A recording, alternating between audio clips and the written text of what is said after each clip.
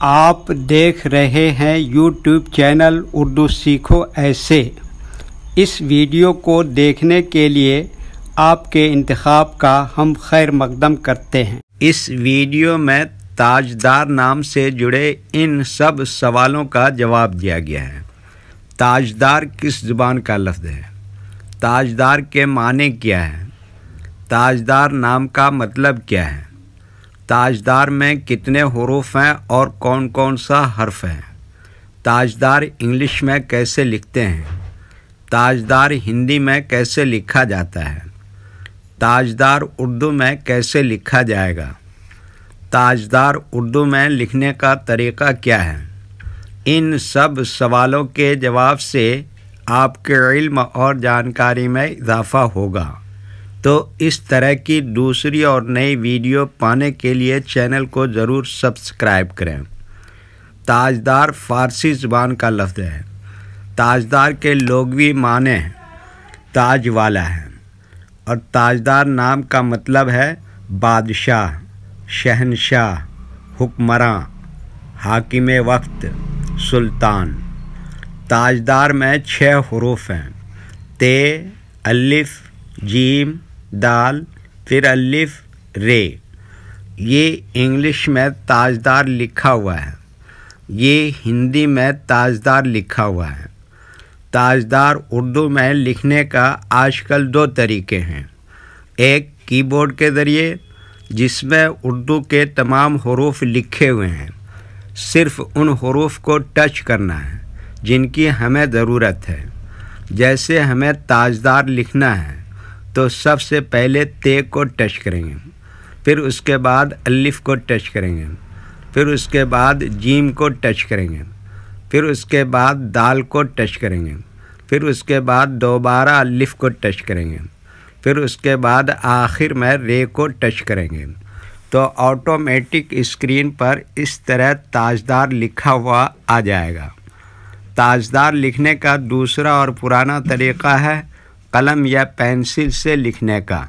اس کے لیے ہمیں اردو لیٹرز یا اردو اکشروں کی جانکاری ضروری ہے۔ ہمارے وہ بھائی بہن جو ہندی انگلش لکھنا پڑھنا جانتے ہیں اور اردو لکھنا پڑھنا نہیں جانتے ہیں تو ان 4 باتوں کو خاص طور سے یاد رکھیں۔ نمبر 1، اردو حروف کا نام۔ نمبر 2، اردو حروف لکھنے کا طریقہ۔ نمبر 3، اردو حروف فل لیٹر کی پہچان۔ نمبر 4، اردو حروف شارٹ لیٹر کی پہچان۔ اردو میں تاجدار لکھنے کے لیے ہمیں ان لیٹرز کی ضرورت پڑے گی، تو پہلے ان کے نام دیکھیں اور ان کو یاد رکھیں۔ نمبر 1، ت۔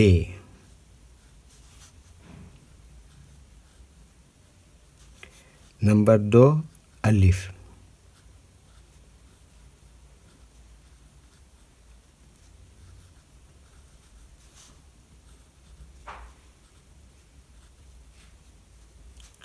نمبر 3، جیم۔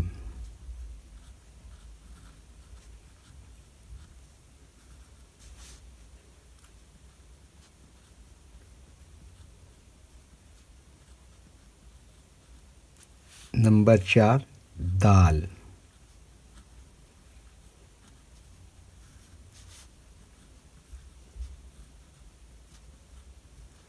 نمبر 5، دوبارہ الف۔ نمبر 6، رے۔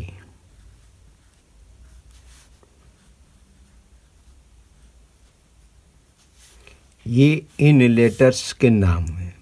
اب ان کے لکھنے کا طریقہ سمجھیے۔